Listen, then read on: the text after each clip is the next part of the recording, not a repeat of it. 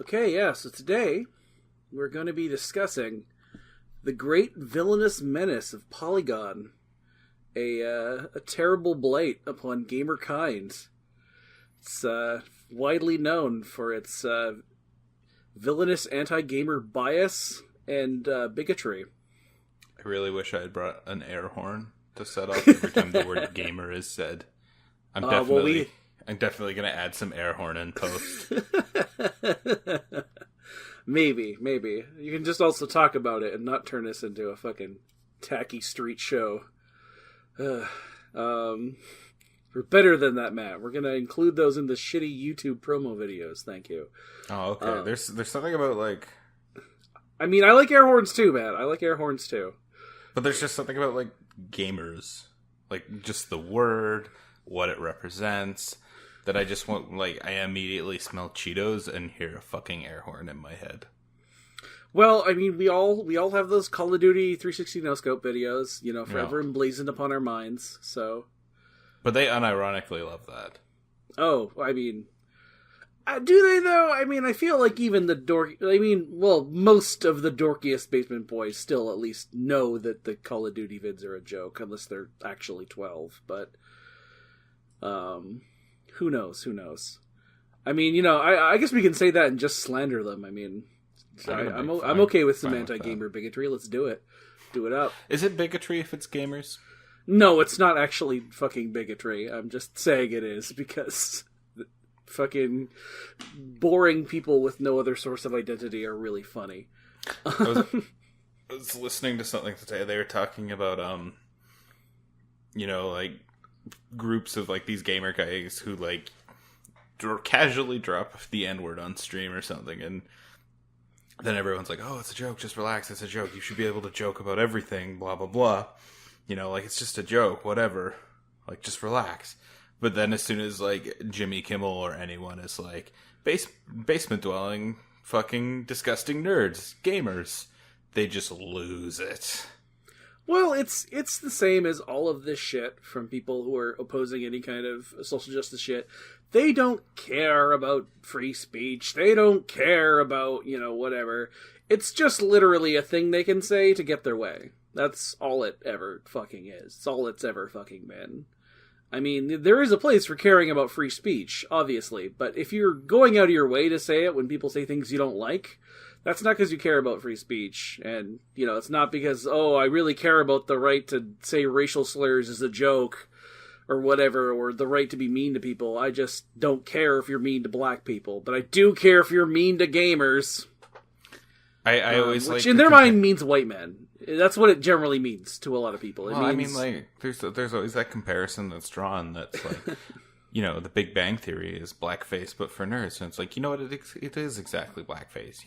Like, you look at the history of black people, like, slavery, mass incarceration, and how they're systemically discriminated against. And that's exactly what's been happening to gamers. Yeah, we have them working in the microtransaction mines, It's real hard out there just buying them loot boxes. Girls won't have sex with them? Yeah, sometimes people won't have sex with you if you're boring and don't have a personality. Crazy how that works. Well, let's get those nerds!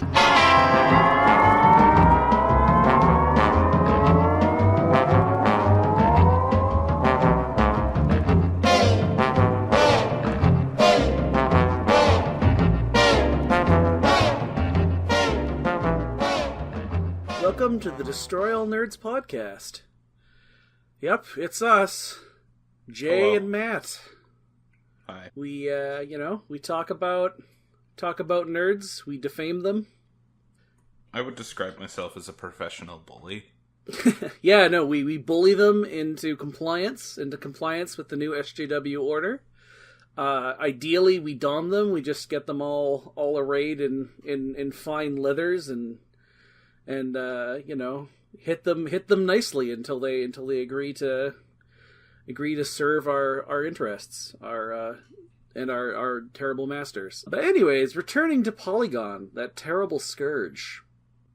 Polygon, the website that is venomously known for attacking gamers despite one of its things being that it publishes huge, probably quite unprofitable, like, giant magazine features, basically. Like, they like to publish these huge things where they spend just, like, 80 or 90 pages worth of writing and, like, professional level graphic design talking about, like, the history of Final Fantasy VII. Like, those people, they're not real gamers. They hate gaming. No, absolutely. Real gamers sit in their mom's basement with a Kekistan flag. Yeah, real gamers spend all their time thinking about white identity. That's what gamers do. Today we're discussing Polygon. I had this brought up for me recently because there was yet another kerfuffle over a Polygon review. You know what?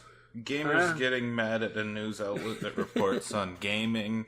No, they're completely reasonable and have never done anything into the past to suggest that they are anything but reasonable. I mean, people will get mad at, like, any kind of game review, like, if you don't... Jim Sterling is a clear example of this. Every time he's not nice enough to Zelda or whatever, every time he's not fondling Link's balls, like, gently enough, the Nintendo fans will leap upon him. But there is generally a different bent to Polygon, because Polygon is a symbol of hatred. Polygon represents, on a very deep and strange level, the evils of SJW feminism within gaming. Stylized P is basically the new swastika.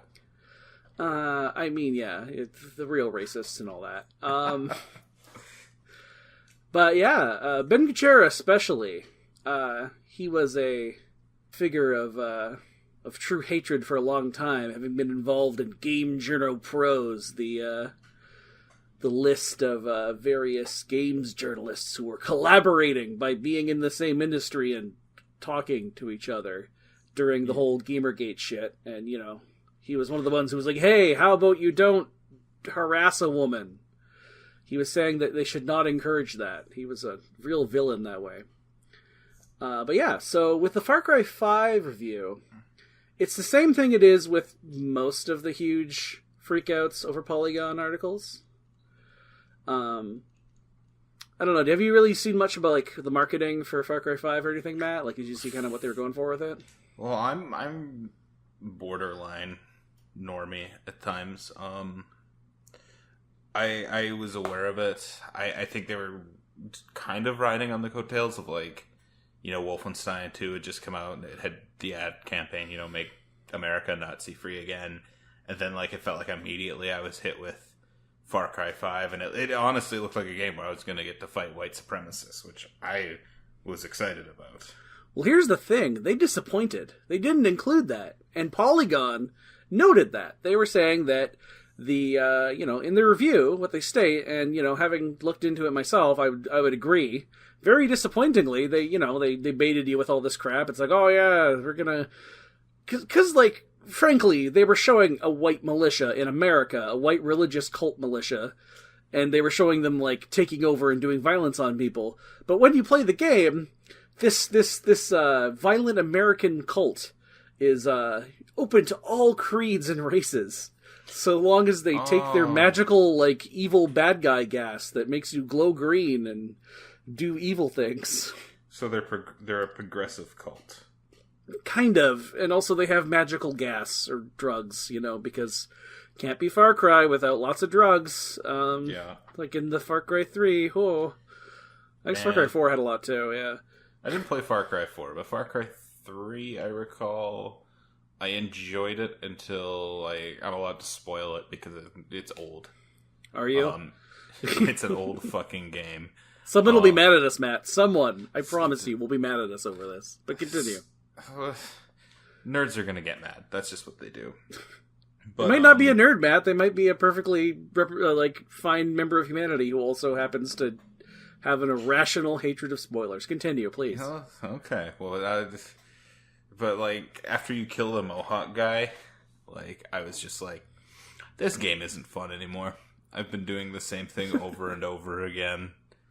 It's just go here, kill these people, push a button, go somewhere else, kill these people, push a button. I mean, I think that's kind of what they kept up.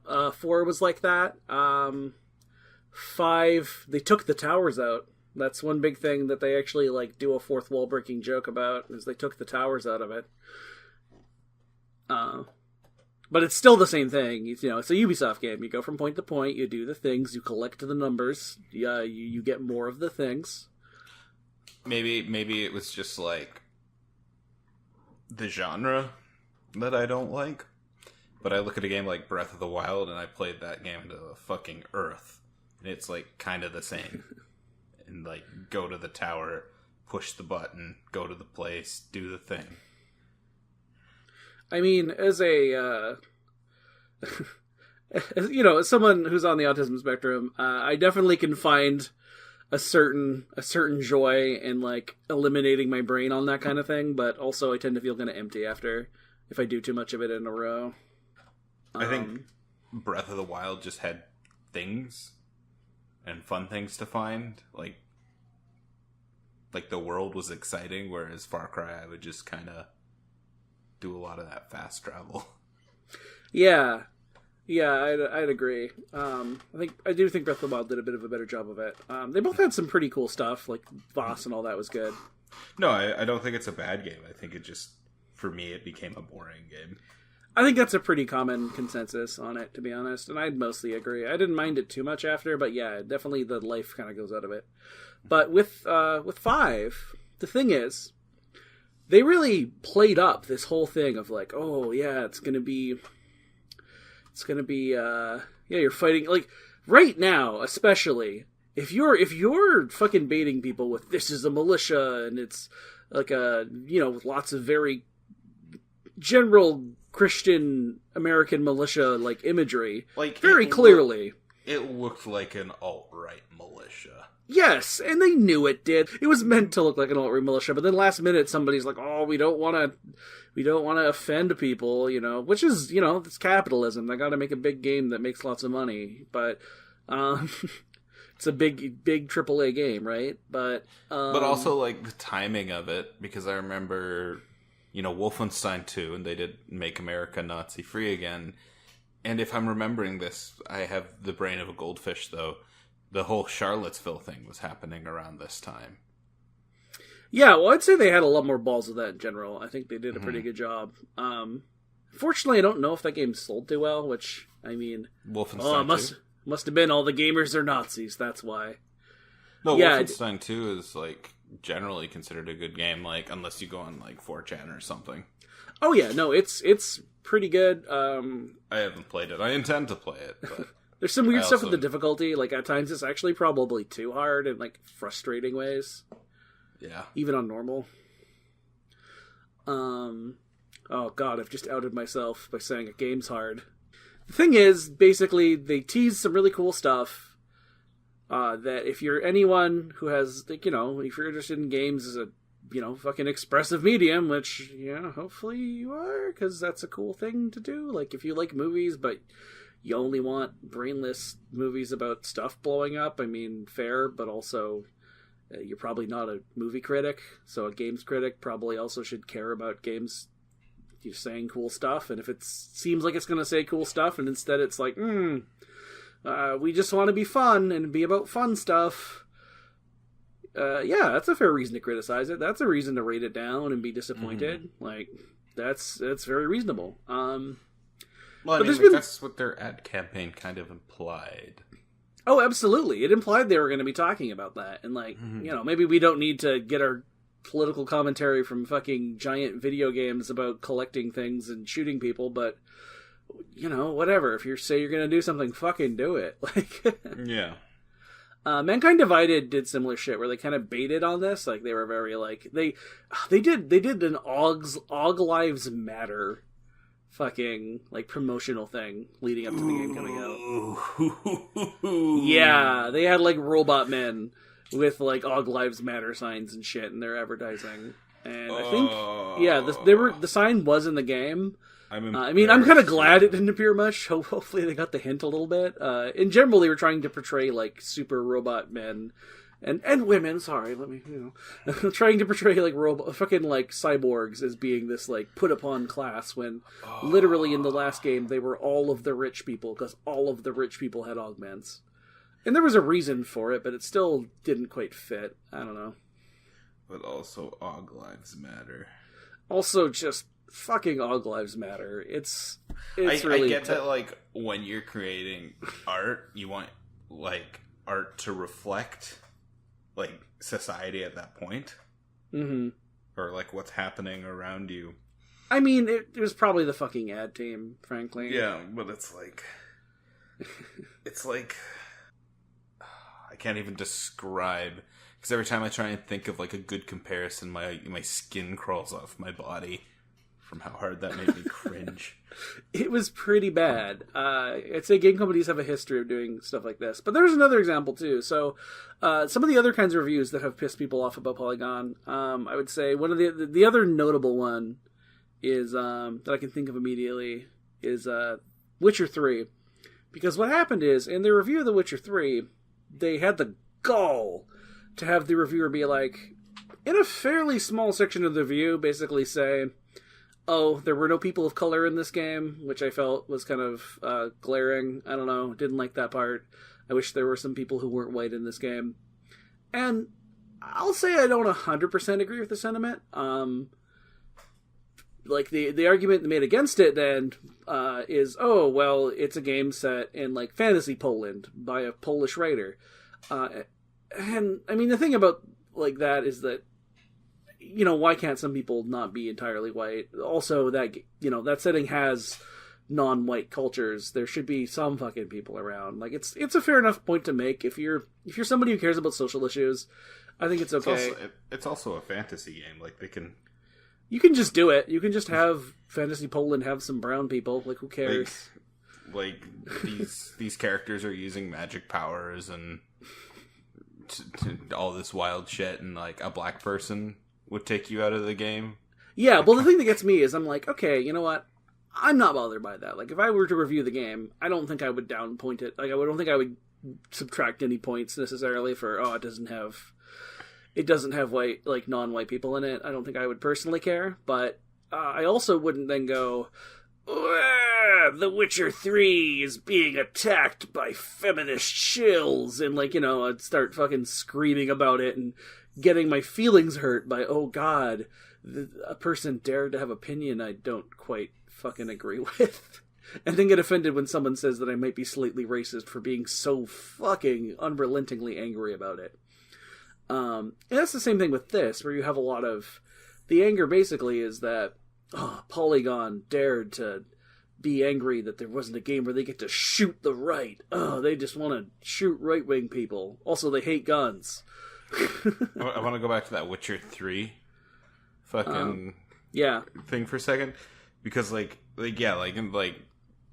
lack of representation is bad. But could you imagine these white kids if it was flipped on their head? Like, say the big, like, Master Chief reveal in Halo.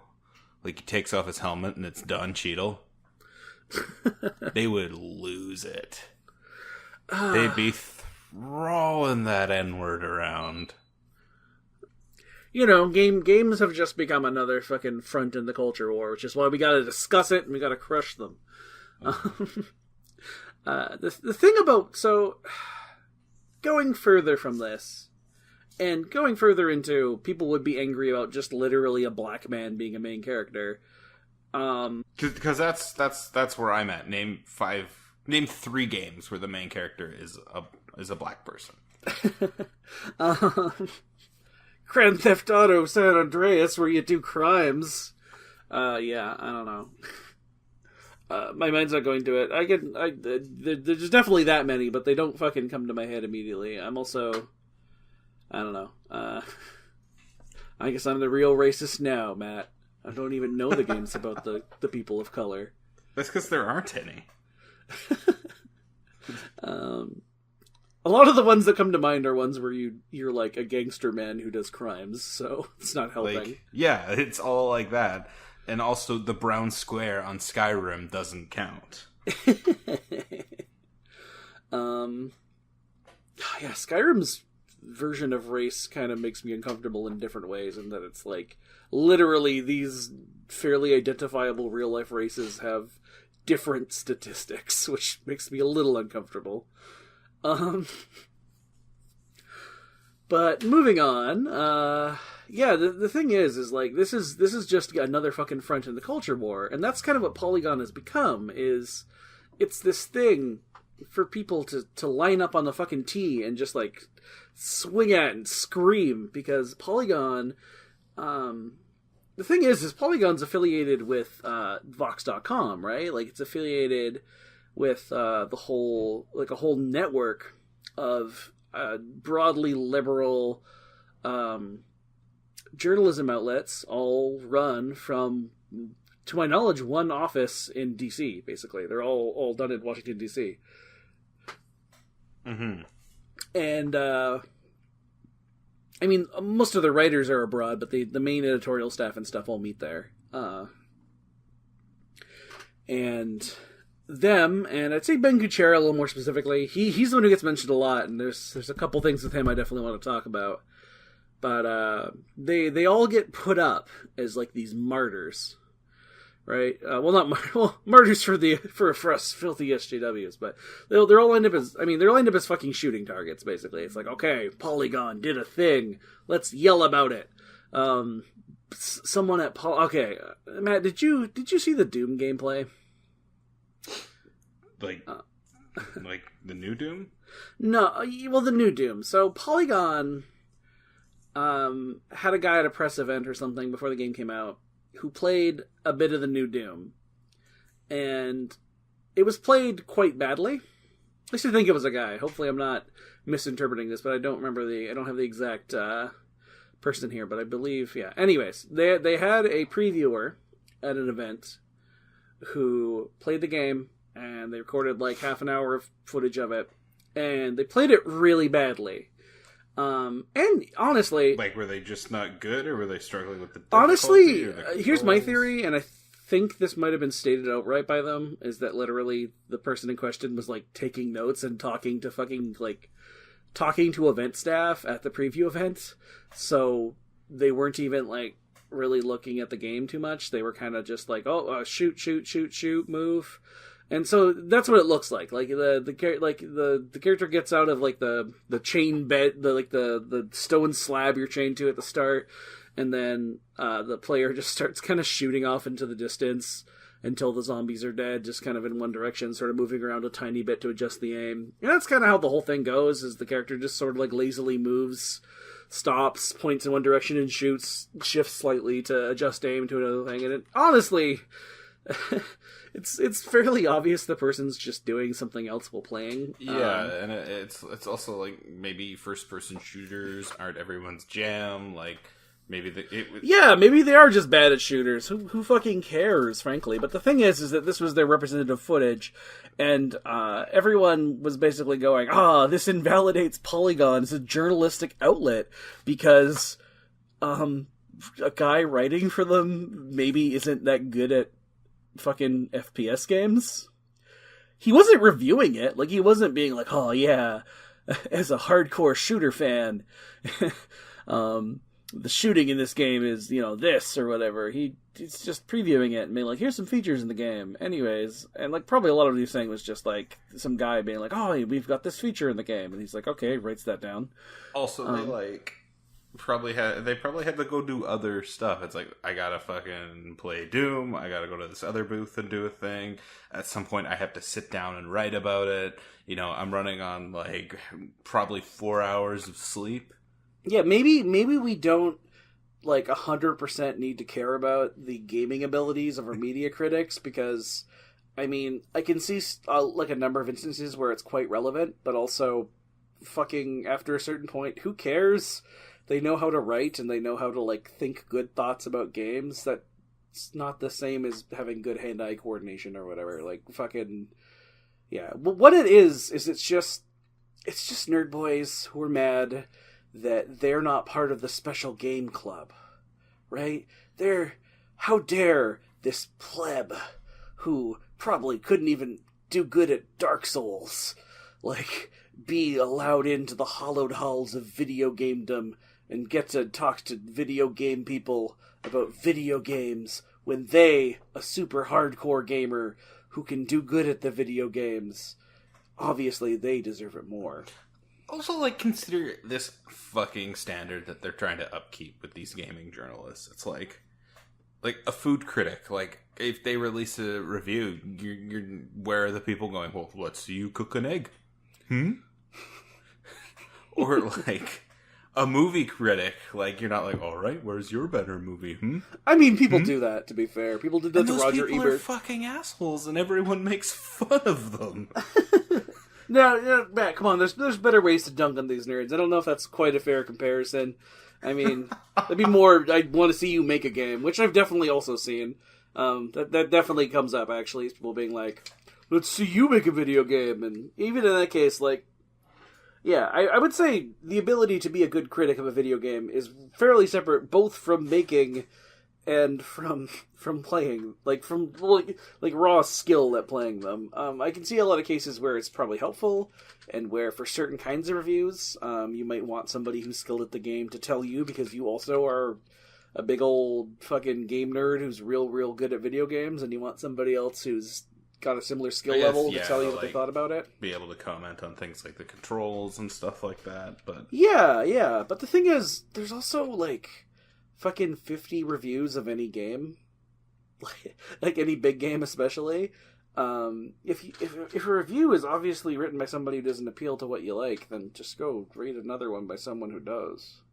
You don't need to scream at them. But, I mean, that's not really here nor there. It doesn't matter, because the real point of doing that is not any, like, rational thought. It's just, you know, it's either okay, this is the person who I'm going to paint to the screaming rubes as the bad guy they gotta yell at.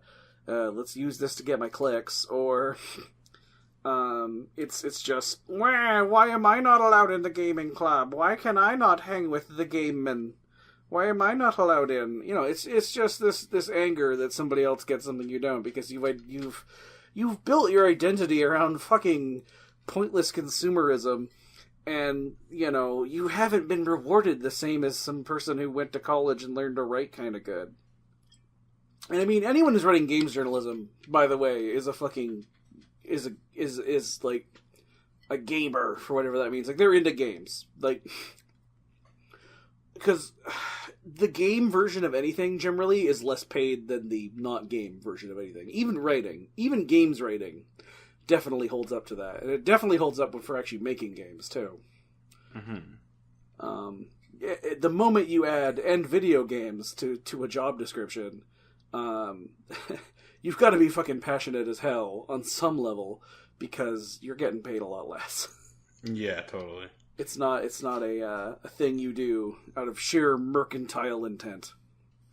Yeah, that's something I've wondered about before, like what these kids are thinking is going on, like behind the curtains. Like, someone goes in and does their English degree, and they're like, I'm gonna get into video game journalism. I hate video games, but, like, I really want to push, like, an agenda to chop the tips of penises off in tiny little guillotines. Well, here's the thing. I'd say there's, like with most of these nerd outrage machines, there's a few layers to it, right? So, you'll notice from the flavor of a lot of this anger at, game publications, game journalists, and in general at feminists and SJWs ruining media that nerds like. You'll kind of look at it and you'll go, this looks an awful lot like conspiracy theories about the Jews. But, globalists in multiple brackets. Yeah, well, the further the further you go down from it, the less it looks like that. But you'll notice a lot of the assumptions are still built on that, because what's happening is you've got, like, actual Nazis. Like, oh, I'm calling people Nazis now. I've now lost. But you've got, like, actual Nazis, or, whatever, fucking upstanding white identitarians, whatever the fuck you want to call those assholes. you've got like fucking people like, you know, weird, disgusting, horrible people on like Poll or any number of like white supremacist discords, like fucking creepily scheming, like how do we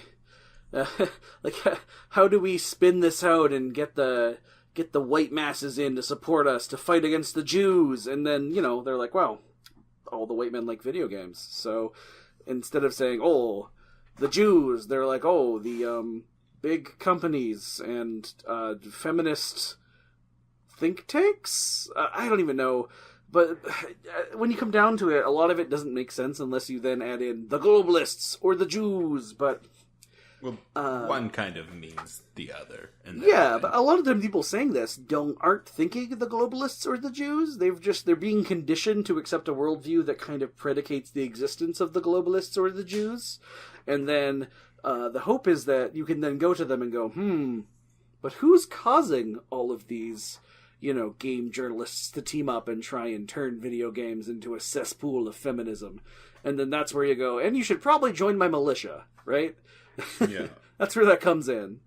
But in the meantime, you just have, you know, I would say fairly, I don't know, harmless publications like Polygon. Like, I don't know, as a leftist, I disagree with some of the shit Polygon does. I'd say they've actually gotten a little less neolib. Like, they've had some like pro-union stuff on there regarding video game unions and video game pay, and also some stuff against they've been doing some stuff recently, like actually like saying microtransactions were bad, where I remember a few years ago, like Ben Kuchera was kind of defending them and stuff. So that's cool.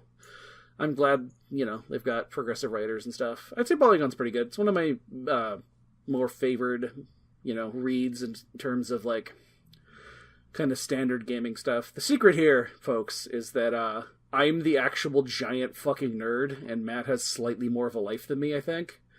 But, you know. I haven't read Polygon, Kotaku. I think Joystick was another one I was into. That all ended when I was like 16. Yeah, no, I'm a big ol' nerd. That's my secret. I'm just a giant dork who wants to bring down all the noble, proud gamer men down to my level so I can hang with them and they can stop being creepy as fuck. Yeah, I don't know. I do like the gaming, and I read a lot of these sites and shit. That's why I care enough to like be really amused when I see certain things. Honestly, the reason why I wanted to make this whole thing on some level was this wonderful, uplifting thing that I saw, around Christmas time. It's an article by Ben Kuchera called "The Case for Opening Your Consoles Before Christmas Morning." Don't let the haters talk you out of it, says the little subline there, and it's, you know, you read it and you're like, oh, it seems pretty harmless, seems kind of reasonable almost, right? You know, it's just like, well, consoles are basically PCs now. Most of the time when you're playing them, and especially with the consoles plus the games, it's gonna take like an hour of downloading, especially if you live somewhere with maybe not the best internet, right? It's going to take a long time to download and install and frickin' restart the thing, and it's going to be a while. And if it's Christmas morning and you got some kids, you know, you've bought them a new Xbox One or something, you're gonna get up, they're gonna fucking wake your ass up at 5 a.m, and you're gonna want to go back to sleep, but your kids are gonna be bouncing around because they can't play the fucking video game you got them, and you just want that done. You want that over with. So he just literally says, hey, maybe you should open the consoles up, take the games out, and, just get all the updating over with. And then when your children receive their gift, they can just play it right away. Wow, how novel. It's a cute piece of fluff. Yeah. It's like something I would see on Pinterest. Yeah. And I think they've actually culled it a bit. Let's see if I can find... Yeah, it looks like they have. I noticed initially, like I was coming back to it because I was getting such joy from it. Oh, here we go. Here's one of the ones I remember. Damn, you got pretty condescending there, didn't you? I would be very disappointed if someone opened up my new console up for me before I unwrapped it. It sounds like you're saying people like me want to turn on a new console first, just for the sake of being first, which is not true for me. I like to experience the entirety of owning these things, which is not only includes going through the startup processes, which I do enjoy doing, even if it requires more idle time than it used to, but also opening the box, seeing how it is all packed into a small space, unwrapping each component one at a time, and just holding the thing for a few minutes before stowing it away in a cubbyhole in your entertainment center forever. The unboxing is an exciting event for me, and I would be much more disappointed missing that than having to wait a day before being able to play. And furthermore, I just bought an Xbox One last night, and I was playing Sunside Overdrive in less than 2 hours, so it's not really as bad as you're making it out to be. Like, that's a fairly mild one. There were ones that were kind of implying that Ben Kuchera was trying to, like, personally, like, fucking, like, strap their childhood to a chair and fucking shock its nuts, like... So, what I'm to understand here is he wrote this, like, cute piece of fluff, clearly geared at, like, hey, parents, maybe this is a cute thing you can try. You know, take your kid's Xbox out, plug it in, turn it on, download the stuff, put it back. That way, you know, they can just turn it on and get going. And it was cute. It was like, you know, because little kids are impatient. Especially around Christmas time. They've been dying to play that new Xbox. And what these adult people did was go, what the fuck? Yeah, what if Ben Kuchera climbed in my window and opened my gifts for me? Ben Kuchera is the Grinch. Yeah, no, He's coming down the chimney. Ben He's Kuchera stealing my Xbox. Ben Kuchera is the SJW Krampus. He's gonna fucking whoop my ass with some bundles of sticks, and then he's gonna open my PS4 in front of me. He's gonna get his grubby handprints all over the controllers. There's gonna be a big jizzy Ben Pachero fucking thumbprint on my Piano Blacks PS4 Pro, and Christmas will be ruined.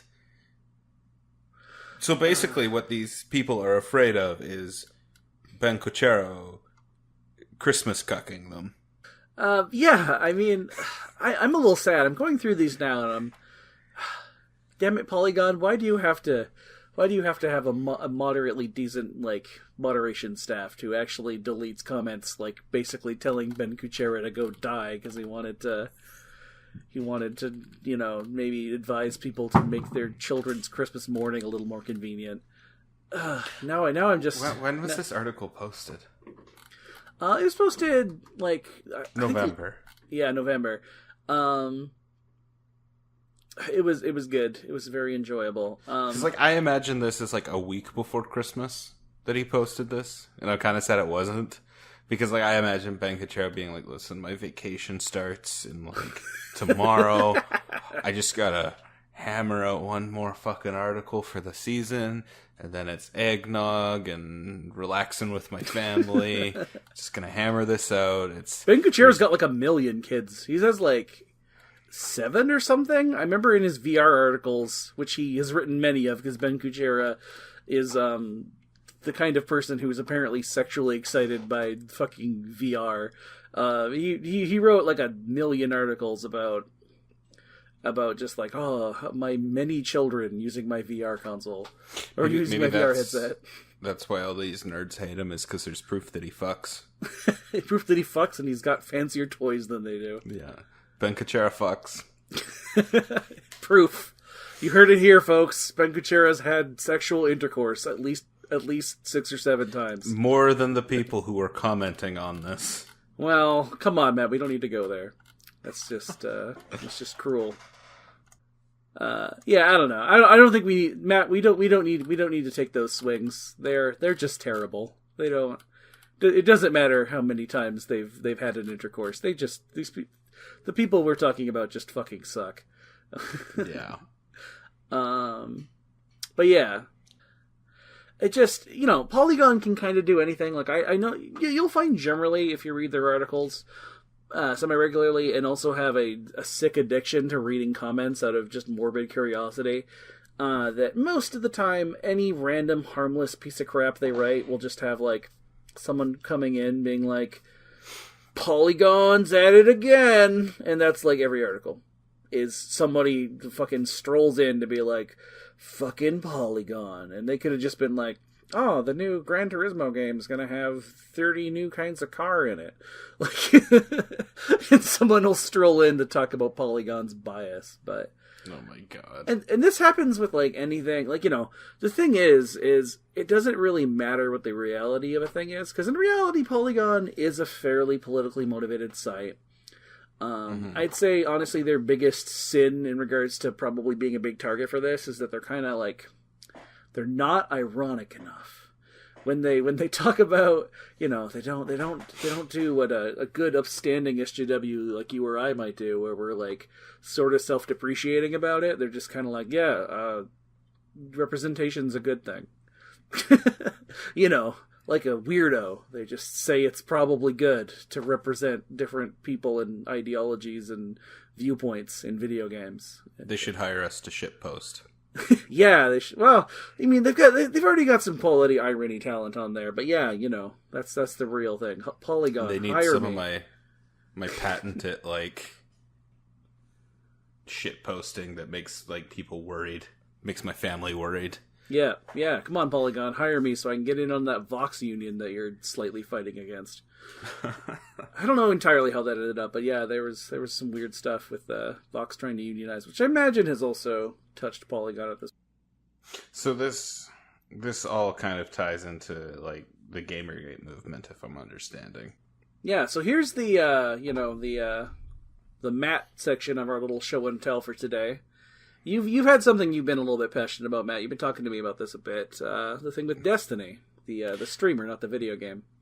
Destiny he seems like a nice guy, so I'm going to be really, really diligent here to not make a short guy joke, but that's just because I'm a self-conscious person. I'm fat and I'm bald. So like, I think that literally counts as a short guy joke, but continue.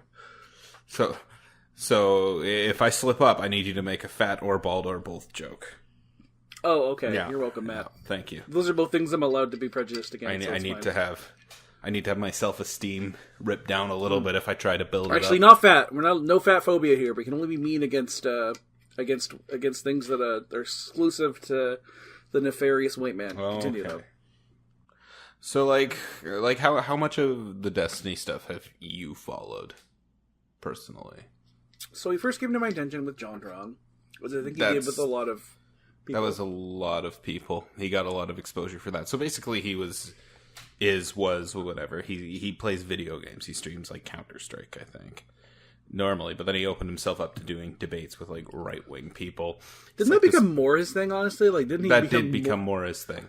Yeah, he's more like the guy who debates while playing a video game. Yeah, but he basically did this debate with JonTron or whatever. And have you listened to that whole thing? Not recently, but yeah. But it was basically just JonTron being like, "Oh, like this is what I believe," and it was Stormfront talking points. Mm-hmm. And JonTron made a huge ass of himself, and then immediately, like the next day, some guy messages him and it's like, "Listen, JonTron isn't a debater. He's not very educated. He doesn't know what he was trying to talk about. I'm kind of like cut from the same cloth, sort of thing. I know what JonTron was trying to say, and let me come on and explain what JonTron was trying to say." And the guy was a huge, every bad word. Wait, so who was the guy who came on? Oh, I can't remember his name. He was just like, I don't want to say hillbilly, but he did drink like 15 beers during the course of their conversation. Got his wife to come over to the microphone and say that women shouldn't be allowed to vote because they're irrational.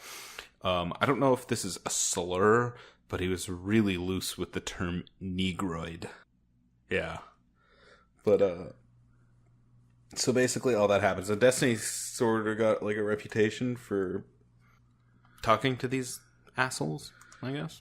Yeah, it definitely became a thing for him. I've not really like looked into him too much. I've seen his things here and there. I mean, mostly he's like a center-left, like neoliberal type, though. Yeah, I don't agree with his opinions that much, but like I appreciated kind of what he was doing. But a lot of the time, I just pop in and it's just Destiny, just fucking like rolling this Sisyphean boulder made out of like racists up a hill. Like it's just that over and over again. Mm-hmm. And there's stuff like when Sargon of Akkad's Twitter got banned, like Destiny tweeted out and was like, hey, like, I may not agree with him, but like I don't think that's a positive. Like he was very like, oh, freedom of speech and stuff like that. And like he was very, very into like, we should not deplatform these people. We should defeat them in the marketplace of idea, the coveted neoliberal marketplace of ideas. He was a centrist who I think had some, at least some like pretty genuine amount of like investment in actual progressive ideals. So, you know, fair enough. I don't agree with most of his shit, but yeah. Yeah. So then what happens is he basically, like, you know, like, someone in his position, like, death threats and everything is crazy, whatever. It doesn't bother him that much. Like, that's part of being on the internet for someone in that position. You know, if you're gonna throw yourself into the alt-right. But then, he basically gets doxxed. His family gets doxxed. They get him banned from Twitter, YouTube. And like all that's like kind of bad. Like he's still like holding on to his morals and stuff. And then the FBI shows up at his house going, we got a report that you were going to go bomb a hospital. Swatting. And he was like, no. So it seemed like they got that sorted out. But then the FBI came like a week later and, was like, hey, we just got a report that you have like a lot of child pornography. Yep. And like the dude relies on like his computer for his living, you know, like he has like split custody with a child, like that could seriously fuck up his life. So he basically is now of the stance. Like I listened to it and it was like kind of demoralizing to like hear him walk through the thought process of what got him there, because it was just him getting shit on by these people, and he just is like, yeah, like deplatform these people, I don't fucking care anymore. I mean, the thing with this for me is like, I've got sympathy for him on some level, but also like, you know, it's like, okay, cool, he's finally on the fucking, he's finally on the fucking proper, like, you know, he figured this shit out, but it sometimes with these fucking like centrist goddamn neolib idiots, like they're just like, oh, we gotta be nice to the, and it takes like what? It takes his fucking livelihood getting threatened until he finally, like, you know, because he's not personally at like risk of getting murdered by one of these fucking fucks, that like it takes them finally fucking him over enough that after like multiple years. Yeah, it takes like a sliver of what actually like marginalized people face. Just years of like giving these guys, because like, you know, I've seen his streams and I'm gonna be honest, I'm willing to bet they did more harm. Like I'm willing to bet they fucking like, because he argued with like some small people. Like he would argue with big names like Sargon and John and shit, but a lot of the time his people were just like, you know, fucking states' rights 73 on YouTube, right? Like he would absolutely like platform like small time fucking racists and give them a voice. And a lot of the time I noticed the chat was like literally just racism. It was like, yeah, it was like 30% reasonable normal people, and like the rest of it was like fucking horrible monsters just like taking it over and whining about Destiny and how he's a cuck. Like, it was like more than half the fucking, like, Destiny's a cuck patrol. And, like, I guess there's something sort of admirable about just, like, caring about progressive stuff, so you want to talk about it, but, like, it's also just, it's ignorant, it's just fucking, it's just really, to me, it kind of betrays a bit of a not unwillingness to, like, just listen to someone else. Right? He'll listen to the racists, but he won't listen to fucking people being like, hey, dude, this is dumb and pointless. Yeah. And it, like, there's always something, like, so, I don't want to say the word noble, but, like, maybe naive is a better word. But, like, when I see these neolibs and they're like, you know, we're gonna drag these people out from their mom's basement into the marketplace of ideas. And once, like, the light from the marketplace of ideas hits, like, pond scum. It's gonna evaporate, and because the world is so good, and it's like, what? Yeah, and instead you like pay their fucking like table fee and help them set up a little booth at the marketplace of ideas.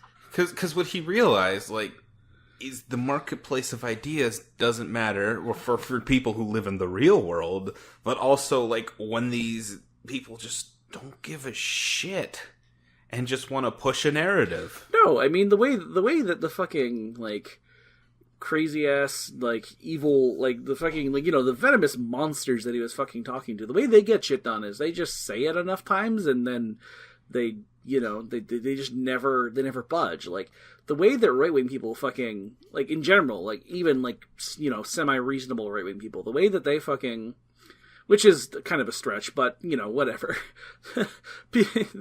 I'm talking like pretty much anybody who would identify as a conservative right wing. Like the way that they debate isn't like, oh, let's come to let's meet in the middle. Let's hash out the various ideas and cleave the fat from our opinions. No. The way they debate is like, I'm right. No, I am right. No, my opponent is a cad and is not right, and I am right, and they just do that forever until one of them fucking like passes out. Like that's how you debate as a right leaning person, is you just say your thing in like a strong enough voice until the other person stops saying their thing. My favorite like thing I've seen like so much of lately, because like I'm constantly researching Sargon, because like there's so much I want to do with him, like on my channel and whatnot, and like maybe here hopefully, but like there's like this, and like Destiny did talk about it in this stream, like not specifically to Sargon, but like these people will like look at fags, misinterpret them, and come up with a new meaning and present that. And like if you watch a Sargon video, he'll hone in on like there's like an article and then like a study done and then like statistics and graphs and stuff, and he'll go to the article and he'll hone in on like one paragraph out of context and be like, yep, this is a fact. The article says, or this line says, the 1 in 5 rule is not as accurate as we previously thought, and we can just walk away with that, when actually they're talking about how it's worse than 1 in 5. I've seen some interesting things with Sargon. Like H-Bomb and Sean have both done fantastic takedowns of his stuff, but like some of the examples they showed was just like Sargon will absolutely do that. He'll quote from an article that is entirely like saying he's wrong, but he'll find the one little sliver that's like, okay, cool, I'm right. And Sargon claims to be a fucking classical liberal, but what's that guy from the UK, Paul Joseph Watson. Paul Joseph Watson. He did something on Twitter recently that really razzled my Jimbos. He posted a screenshot from an article. It was just like a single sentence, and it was like, freedom of speech doesn't matter, and he's like, this is what the left actually believes. In the article, like, that sentence is in there, but that's not what they were talking about. But like, Destiny was talking about this in the stream. Like, he'd be debating people, and he'd be bringing up empirical evidence, and then like because like it's done per capita. Like, he was talking specifically about the Australian gun legislation, basically. And, like, to measure gun violence after that, you would have to do it per capita, because it's, like, a growing population, right? Like, there's no other way you could measure gun violence. And he's like, yeah, and this empirical stat says this per capita. And the person he was debating goes, you believe in the per capita? But then, like, came back and offered him another response that was more leaning towards what they believed, but with, like, per capita shit in it as well. There's a reason why it's fucking pointless. Like, I know personally, I think I would consider debating like Destiny. Like, if you're gonna like show me like a centrist, maybe someone a little more right doing Destiny, I might like think about it. Yeah, like at least with like a centrist, like there's wiggle room. Well, somebody who's like, I think that you're probably, like for me, especially as a trans person who like is at least willing to say you're probably a person. Like that's, if they're not even at that level, like, go fuck yourself. But Yeah. if anyone's any kind of like dedicated right winger, I don't give a shit. Like, go fuck yourself. Yeah. I will be over here in my nefarious social justice bubble. You like, I don't need to talk to you. I can just fucking talk about you or about your ideas. Like, most ideally just about your fucking, how bad your ideas are. And that's really the way to do it. I think, Destiny, whatever, his shtick was cute or whatever, and sometimes it led to cool stuff, like, JonTron exposed cool. Like, it's not cool, not even cool, just like, I would say important was maybe the word. Important's more the word. Important / a fucking train wreck to be amused by if you're a bad person. JonTron JonTron was definitely one that I, on some level, appreciate. I definitely feel like that needed to be out there. Yeah, I prefer we all know, because, like, yeah, JonTron was genuinely fucking funny. His shit wasn't racist. Like, his content wasn't goddamn racist. He just was. And I'm happy to know, so that I can just, safely write him off as a piece of shit, which he's continued to be, so that's good.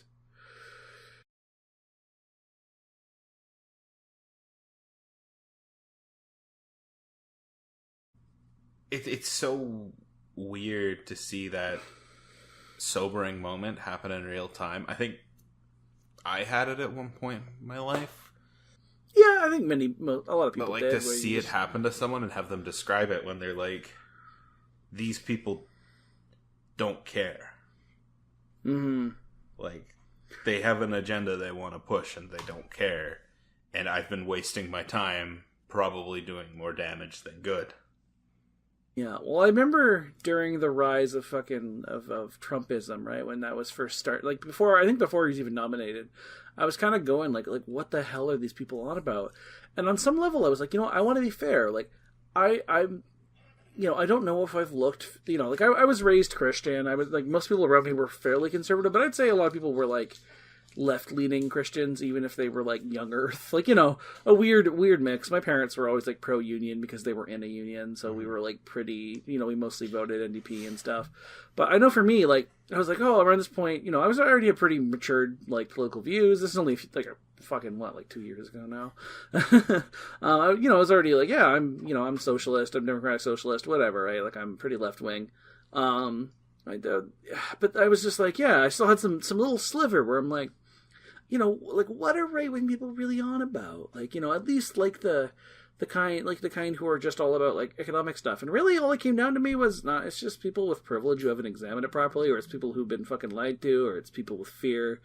Like, I've truly become a horrible monster who disregards my opponents and thinks they're all just motivated by fear and shittiness and ignorance. Their opinions are all wrong. Their opinions are wrong, and they're not going to fucking talk about them in a way to me that will ever be, like, fucking in the slightest bit fair to my ideas, because they don't care about it. They just want to win, and, fine. Let's do that. Let's play that fucking game, then. you definitely, like, opened my eyes a little bit just now to, like, Destiny's whole thing. I like, listened to his, like, 45-minute sesh today, like, just on the couch or whatever, and I was like, aw, like, it sucks, because, like, like, having your core beliefs, like, realizing that they haven't been serving you maybe the way you thought they were, like, that's always hard, and, like, he's going through all this stuff, and people are messing up his life, and then it's like, oh, he never considered anything else because he's a privileged white boy. I mean, I think there's always room to be like, hey, welcome to the team. Like, hey, I'm sad this shitty thing happened to you. But, like, you can also go, yeah, you really should have known better. Yeah. Should have fucking listened to people. People were telling him this shit forever. He should have fucking known better. But, like, at the same time, fair enough. Cool. Destiny wants to stop enabling assholes. Cool too. I'm glad for it. I'm sad that fucking shitty people were coming after him. That's garbage.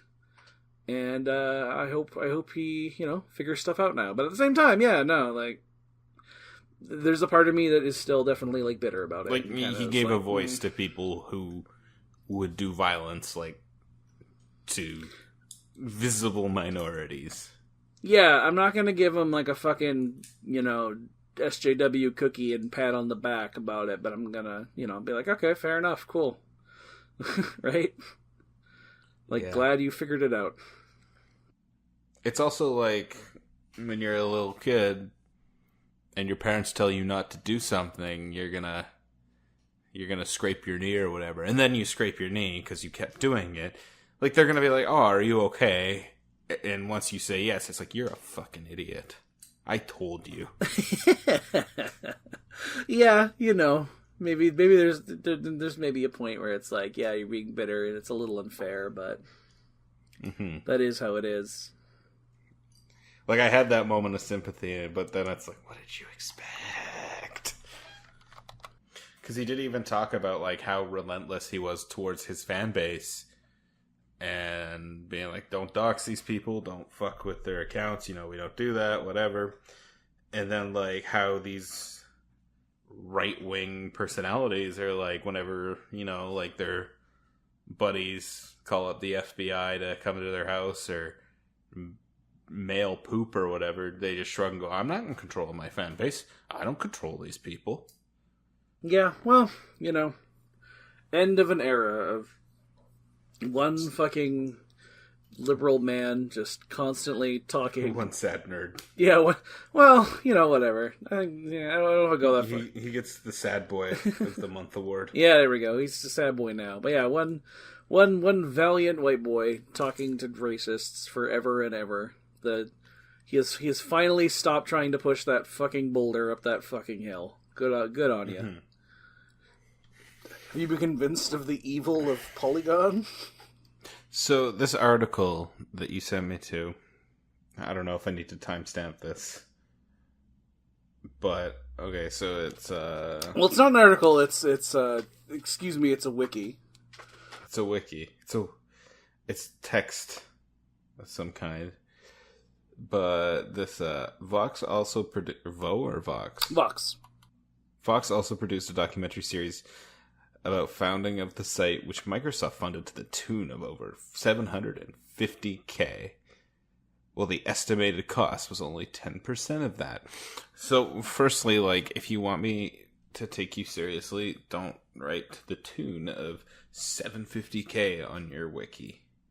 And secondly, I click the citation for the tune of $750K, archive tweet confirming, and then it's an archived screenshot of a tweet, which, can be faked, but let's assume it's real for a second.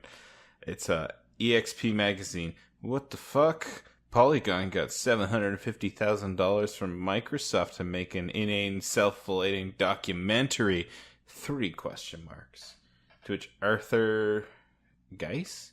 I think he's like a Polygon employee or something. And just responded with, sure did.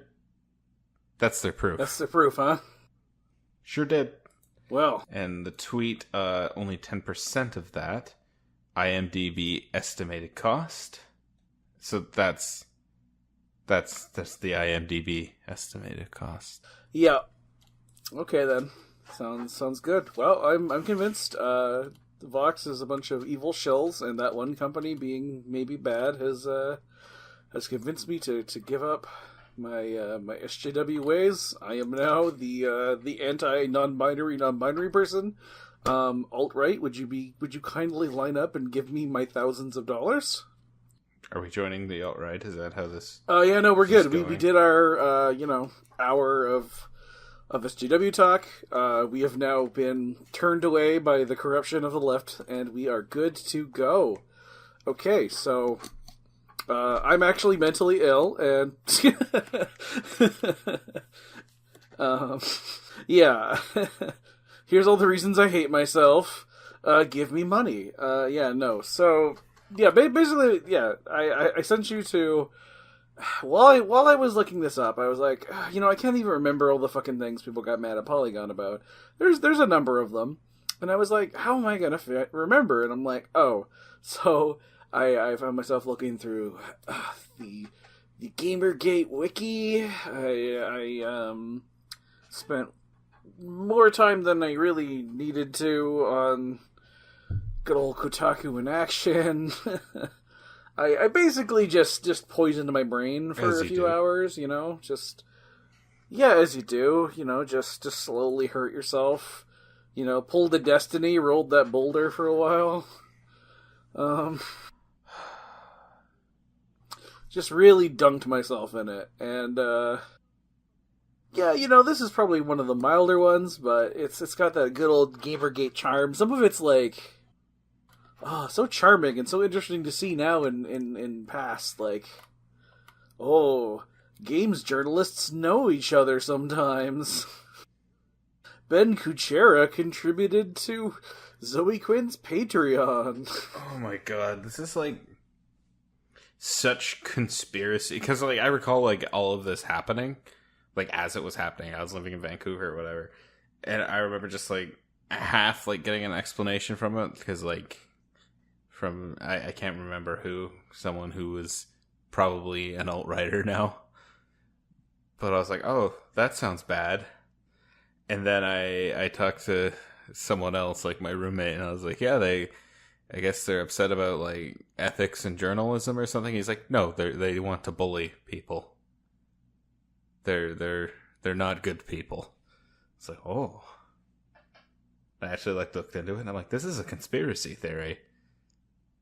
This is X-Files. Yeah, it's well, you look at this, and they're talking about like all of these efforts to like change things somehow, and they don't really talk about why someone would give a shit.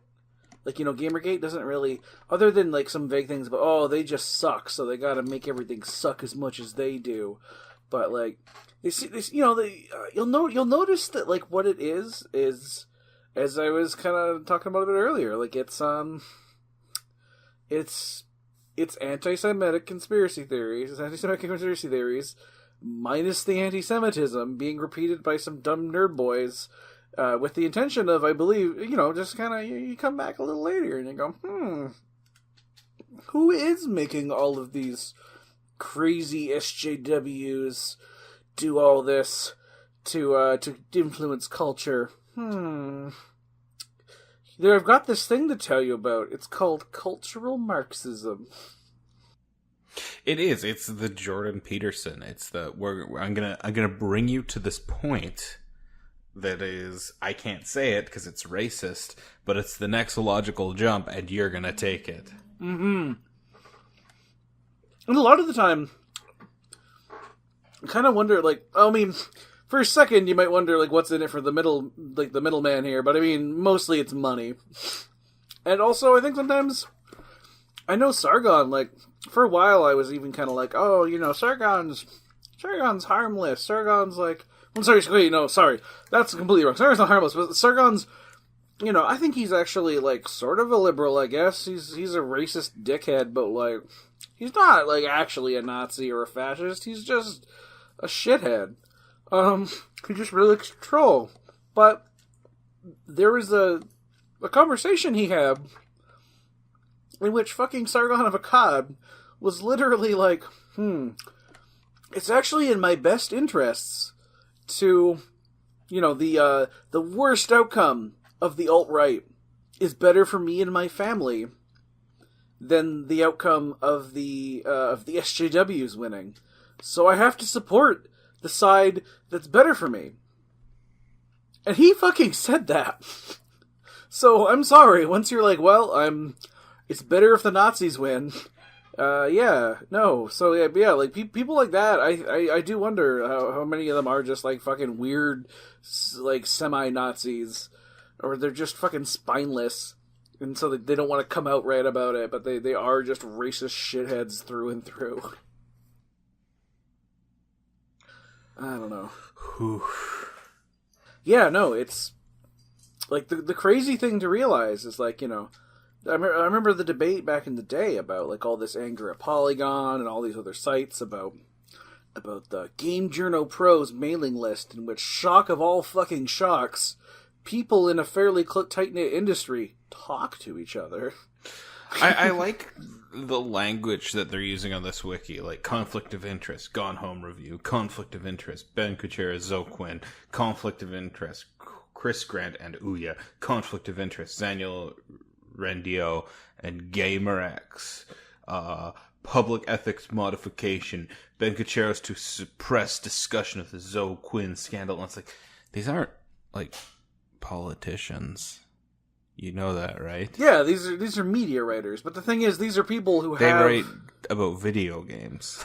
Yeah, like the thing is, and you know, this is my hot take here, and I'm definitely gonna fucking extrapolate on this some more because this shit needs a lot of like this shit has a lot of things like we could fucking talk about, but to be honest, Gamergate and the general efforts of this shit are ultimately, in a really weird roundabout way, they're just like an angry hate campaign against women. They're like literally the fucking spearhead of like Nazis, like fucking, or at least all, you know, whatever, like whatever the fucking distinction between a Nazi and an alt-righter is. It's those people, right? Like you remember, you know, this is where Milo fucking Yiannopoulos made his bones. This is where Breitbart, like, gathered a million dorky idiots to fucking, well, you know, a few thousand dorky idiots to fucking, foot soldier for them on the internet. Like, this is where a lot of that shit went down, bizarrely, is like this weird, and you've got these aftershocks now, where, like, you still see Polygon is still the symbol of an evil movement, and Ben Kuchera is the bad man who did the bad things, even though he's just some fucking dork who likes VR too much, who, like, happens to write for a fairly progressive-minded, like, media commentary website. But yeah, so, you know, that's kind of how it goes, right? You know, you want to write about video games, and you know, you take too many gender studies courses while you're going to college to get your liberal arts degree, and next thing you know, Nazis are screaming at you and making other, like, less politically motivated people also scream at you by convincing them that you're a bad monster who wants to take away their happy fun times where they don't have to think about Stacy, the girl in English class who doesn't want to fuck them as much as they'd like. Sorry, I'm just these people take it so laughably seriously. Like, because I get, like, it's like Nazis pushing white nerds into Nazism. I mean, that's pretty serious. Like, I think I take this way more seriously than I did during Gamergate times. Like, I'm like, oh shit, fuck, this was Nazis all along. Yeah, it was like, because like it's Nazis, but it's also like you guys are getting really worked up over. Well, yeah, I mean, you exist under capitalism. You're fucking, you know, your goddamn, like, career opportunities are just, like, bleak and shitty. You're never gonna do as well as your parents, and you're probably measured heavily against your fucking dad, who you will, like, never make it, you know, you'll never do as well as. You just, you know, you fucking feel like a piece of shit.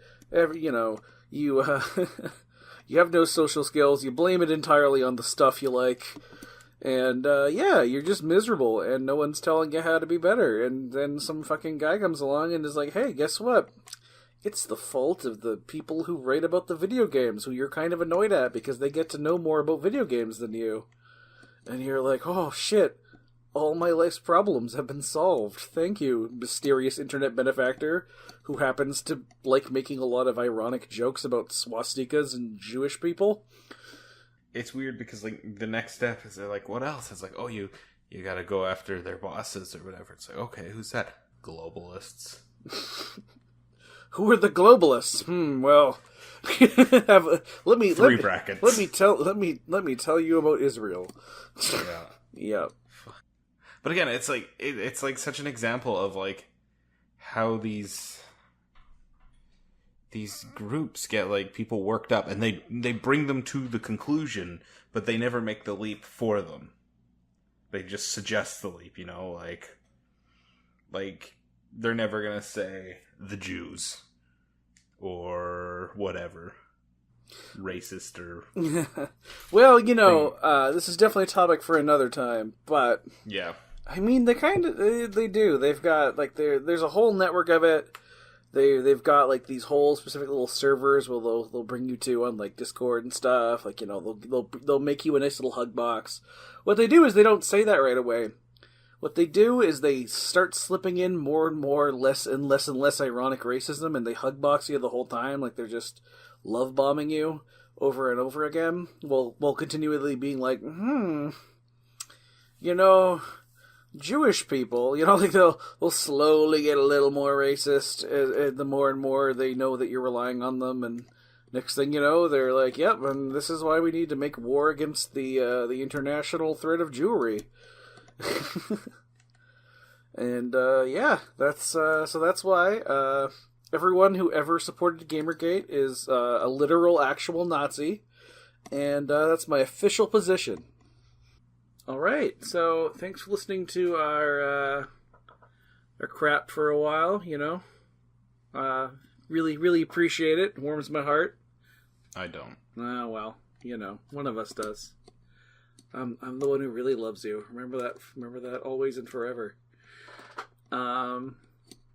We as good you know, online shills. We gotta give you the things to follow, to find where we lurk on the internet. I'm a loser, and this is my main thing. So you can just find me on Twitter at DestroyedNerd. You know, maybe I'll do a tweet and you can talk at me or something. You know, that's cool. I'm not popular yet, so I might even respond. Matt, where can people find you and find your things? In hell. Well, otherwise. Otherwise. You can follow me on Twitter at BriannonMatt. My YouTube is www.youtube.com/BriannonMatt, where we post videos. Kind of. It's devolved into shit posting. My Twitter is kind of shit posting. I like to make my family concerned with how I behave on social media. They're very worried. Yeah, this is Matt being respectable, actually, here on this podcast. I didn't ask anyone to send me pictures of their credit cards. Yeah, none of that. But on my Twitter, it's I'm always asking for pictures of your credit cards. Please don't send Matt your credit cards. Can I actually get banned for that? Yeah, maybe. Like, it's not violent. It's just. Well, I mean, you can just go. It was jokes, free speech, irony, bro. But pull a Sargon of Akkad. Mm-hmm. I mean, you're not sending Nazis porn, so you're fine. It's truly the get away with everything token. Yep. All right, so, yeah, that's where you can find us. That's where you can not send us your credit card information. Have a lovely time after listening to our voices. I know I'll miss you, and goodbye. Don't forget to subscribe. Don't forget to sign over your lives to us. Hit via that your button. social medias, please. Hit the buttons. Hit the subscribe buttons. Hit them. Please. I need this. We need the validation. We're very sad. Bye. Bye.